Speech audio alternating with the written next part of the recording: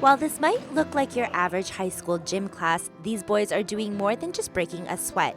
They're building relationships and learning to trust one another in hopes to foster a healthy and balanced lifestyle. Boys feel the same as girls. They're just socialized differently. I can't say that enough.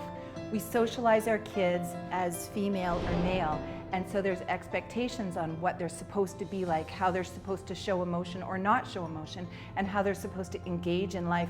The program is called Game On, and with the help of some TRU students, its main objective is to support healthy lifestyle practices by giving these young men the proper tools to do so. We don't have a lot of services for our youth, especially the youth between those ages where they're in grade 7, 8, and 9. There isn't a lot of prevention work out there, something to engage them into the community. So these programs are really integral in showing them that there's a lot of different ways that you can have fun, eat healthy, and be active in a way that suits you best. Today, these boys build relationships with each other, talk about social pressures and stereotypes, as well as learn to make healthy and balanced food choices. Constantly in the media, they're getting different kind of messages like bigger muscles, the tanned up guy, he doesn't cry when he's hit. And so what we truly emphasize is that boys don't have to play sports.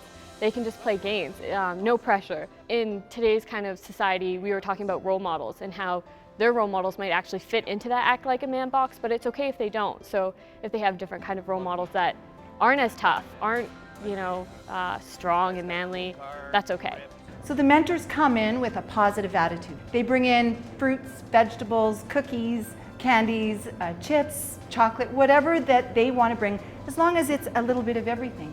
In fact, the mentors are an integral part of the program. The Thompson Rivers University and Big Brothers and Big Sisters has partnered up to put on these groups for the community, so they're preventative programs. We can actually take practicum students who are going to utilize those specific skills. So it's more beneficial to the students that are coming in from the high school, and the students are getting that hands-on work that they're applying right away from the courses that they're taking. We can relate to them and they can relate to us, so we know kind of the same maybe teachers, or because we're all in the same community, we kind of had the same experiences, we know the same pressures.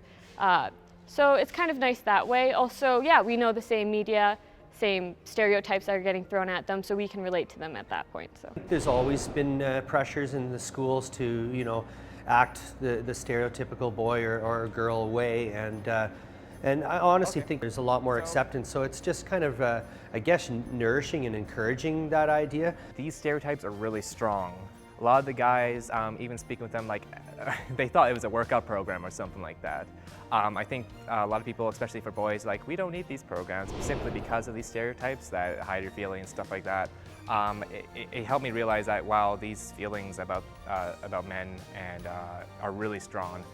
But thanks to preventative programs like Game On, students are able to break out of the man box and live a healthy lifestyle that caters around the motto, eat smart, play smart, and live smart. It is pretty fun. I kind of like how I'm learning about more of my friends. I think Game On is really fun for the one. It's very active and boring. Damish is very funny, and Angela can show how to be very funny too in certain ways.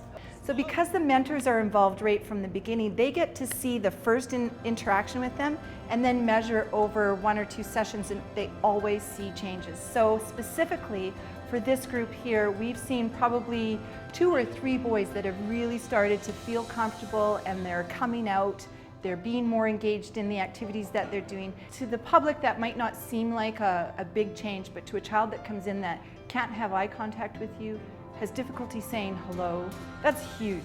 It's monumental.